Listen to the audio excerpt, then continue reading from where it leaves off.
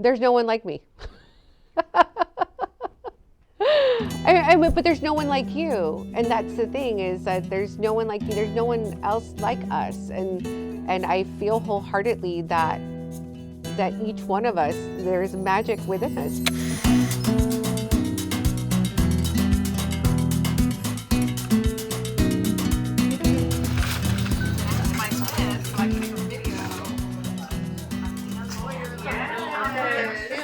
My name is Elena Flores, and I'm the owner of Bonita. I've always loved color, and maybe that's because of the proximity to Mexico and being surrounded by different tastes, different sounds, different colors, different flavors, different smells, just the sea of people that would jump from English to Spanish, or in the sea of people wearing different types of colors and patterns and vibrancy, and food. I think food is a important part of my upbringing, because growing up in a small border town, there wasn't a lot of like fast food or type of, chain restaurants we would go across to eat.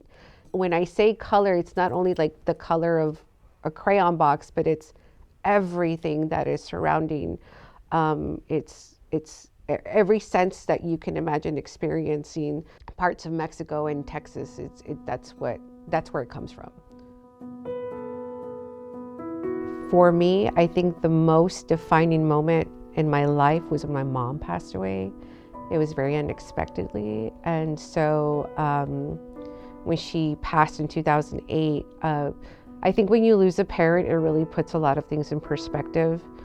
And it's a loss that I think we all know we're going to go through at some point in our lives, but that was really a really unexpected moment. And you just realize, okay, life is really short. Like, what are we doing with all this time? Her name was Esperanza, which means hope.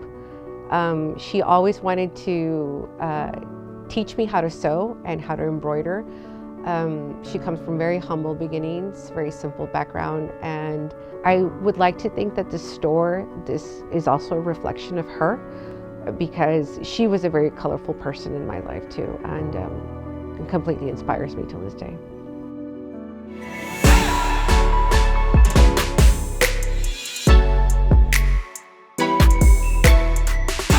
I think I've always been a very creative person. My husband gifted me a sewing machine, and I never knew how to get it ready for sewing. And I took some sewing classes here, and then I went to Austin a lot and did a lot of classes and was self-taught. And then I just started selling the products that I was sewing. But at the same time, I had asked Gerald to design a shirt with me with the word chingona.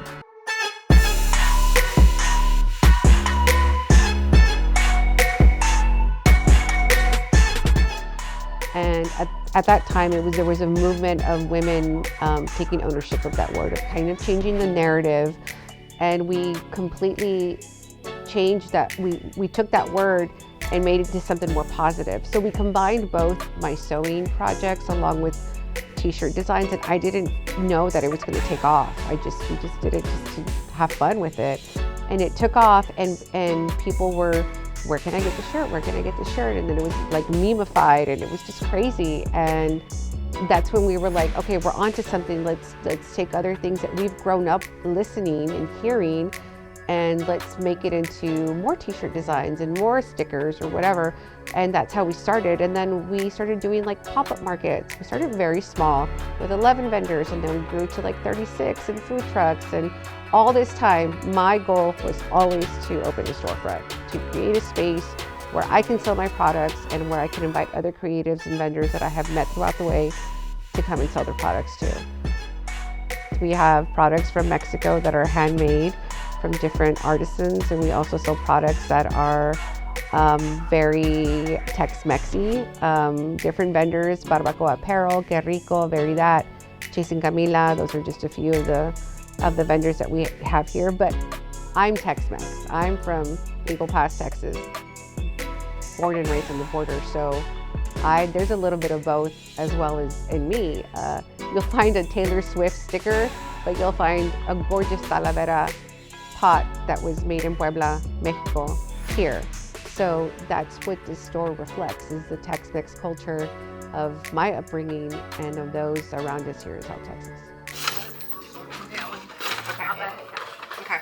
We didn't realize it was a tourist destination until when we first opened our shop. We noticed that on Sundays, people were coming to our shop, leaving Corpus, going back to wherever they were coming from, whether it's Austin, Houston, San Antonio, Dallas. So they come here for the weekend, right? They go to the beaches, they do whatever party, and then they come to our shop, and then they leave. And so that's when we were like, okay, we can never close on a Sunday. This is crazy. And so we just noticed that more out-of-town people were making their way to our shop on their last day while being here in Corpus.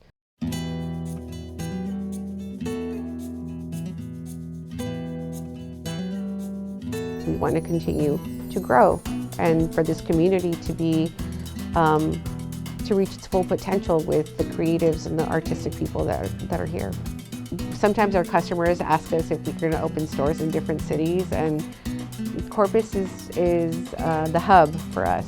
It's home base, and so we want to be able to still impact the community with growth and culture, but also create a space that is safe for others to enjoy. And if we can do that within the next few years in the same location, that I'd be super happy.